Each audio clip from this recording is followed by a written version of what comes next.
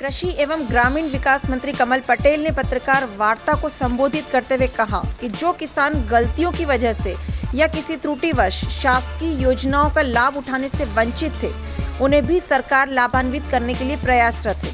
जिन किसानों के आधार कार्ड या पोर्टल में गलत नाम या स्पेलिंग इंद्राज थी, उन्हें भी सुधारने पर कार्य किया जा रहा है, जिसमें अधिक से अधिक किसानों को योजना का लाभ मिल सके। देश के वैज्ञानिकों ने और प्रधानमंत्री नरेंद्र मोदी जी के नेतृत्व में आत्मनिर्भर भारत हुआ है और महामारी जो विश्वव्यापी है कोरोना, उसका वैक्सीन हो जाए, 2 वैक्सीन बनाए हैं और उसके कारण देश कोरोना मुक्त हो जाएगा। मैंने भी आज विधानसभा अध्यक्ष जी श्री गिरीश गौतम जी के साथ टीका लगवाया है।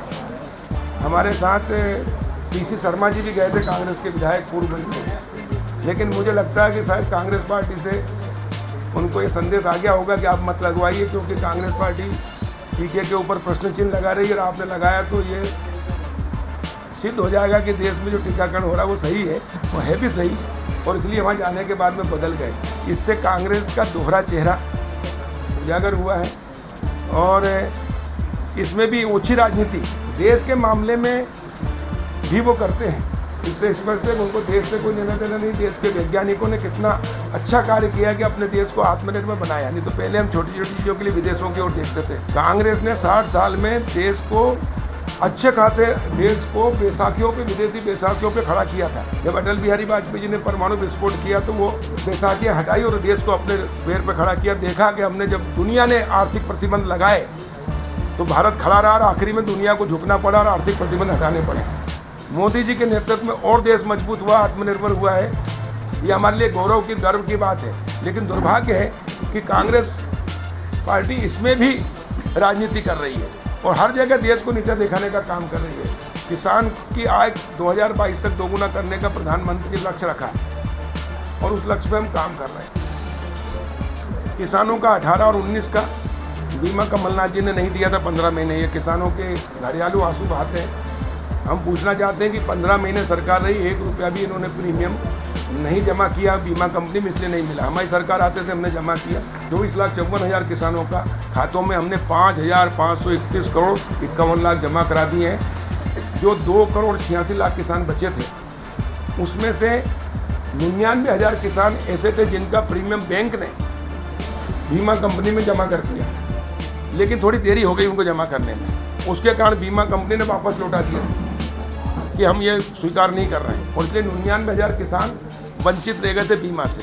लेकिन मैंने फिर बैठक की बीमा कंपनी की, बैंक की। मैंने कहा आपके खिलाफ FIR कराऊंगा अगर तुमने किसान की गलती नहीं है। और फिर भारत सरकार से बात की, केंद्रीय कृषि मंत्री नरेंद्र सिंह जी से बात की, अधिकारियों से की, चेयरमैन से बात की। उनको हमने राजी करवाया और बीमा कंपनी राजी हो गई। वो पैसा भी हमने वापस भिजवाया तो 99,000 किसानों को भी बीमा मिलेगा। इसके अलावा 1,30,000 किसान, उनका आधार कार्ड नहीं होने के कारण, नाम में स्पेलिंग गलत होने के कारण, नाम गलत, अकाउंट नंबर गलत होने के कारण नहीं मिल रहा था, उनके लिए भी हमने, जो पोर्टल बंद हो गया था 1 साल पहले, यानी बीमा मिलने की कोई उम्मीद नहीं, एक तरह से समझ लो किसी की डेथ हो गई, लेकिन हमने उसको पुनर्जन्म दिया है। भारत सरकार से बात करके, लगातार प्रयास करके हमने वो भी तारीख बढ़वा दी। आज आखिरी तारीख है। 1 मार्च से 10 मार्च तक पोर्टल पुनः खुलवाया और उनमें बैंक को छूट दे दी कि एंट्री कर ले आप। तो अभी तक उसमें से 26,000 किसान कल तक बचे थे। रात को 12 बजे तक मैंने पता किया था, तो बाकी लोगों का हो गया 1,04,000 का। 26,000 किसान बचे, उनकी आज 12 बजे रात तक एंट्री हो जाएगी। कमलनाथ और राहुल गांधी और कांग्रेस के नेताओं ने बात किया कि एक तो कर्जा माफ में धोखाधड़ी की, दूसरा सोसाइटियों के ऊपर डाला। 50,000 का कर्जा माफ किया, उसमें सोसाइटी मान लो जितनी सोसाइटियाँ 4,500, इनको कहा कि आधा आप माफ़ करो। 25,000 रुपये दिए उनको, 50,000 का कर्ज माफ़ करा, तो 25,000 में सोसाइटियाँ घाटे में आ गई और घाटे में आने से वो डिफाल्टर हो गई। डिफाल्टर होने से उनको बैंक से पैसा नहीं मिला, तो किसानों को खाद भी एक बुरी दे पाए। तो 86% मध्य प्रदेश में छोटे किसान हैं जो सिर्फ कोऑपरेटिव बैंक पर निर्भर है, उनके पास पैसा नहीं है, उनको खाद ही नहीं मिला, बीज नहीं मिला, इसलिए वो वंचित रह गए। तो उनको महंगा खरीदना पड़ा, कर्ज में आ गए। हम किसान को स्वावलंबी बनाना चाहते हैं और इसलिए हमने तय किया कि किसान सम्मान निधि प्रधानमंत्री जी ने 6,000 और 4,000 मुख्यमंत्री जी ने 3200 करोड़ का प्रावधान किया, 3,200 करोड़ हर साल देंगे। तो इस प्रकार 10,000 रुपये प्रति परिवार। 86% किसान छोटे हैं। 1 करोड़ किसान में से, 1 करोड़ 2 लाख किसान में से 86 लाख किसान छोटे हैं उनको फायदा दे रहे हैं। आज़ाद भारत में पहली बार उनको फायदा मिलता है। उदाहरण के लिए एक आदिवासी वनवासी या अनुसूचित जाति का छोटा किसान या पिछड़ा समाज, उसके 4 बेटे हैं, 50,000 उसको एक परिवार को मिलेगा, जो कभी उसने 50,000 की फसल नहीं होती थी। तो इस प्रकार वो आत्मनिर्भर होने का, खाद बीज दवाई भी खरीद सकेगा, कर्जा नहीं लेना पड़ेगा। अब किसान कर्ज में नहीं रहेगा। और ये जो कर्ज में है किसान जो रहे, वो कांग्रेस की गलती, इसलिए कांग्रेस उसके लिए दोषी भारतीय जनता पार्टी नहीं। हमने विभिन्न योजनाओं में किसानों को संबल दिया है, राशियाँ दी है।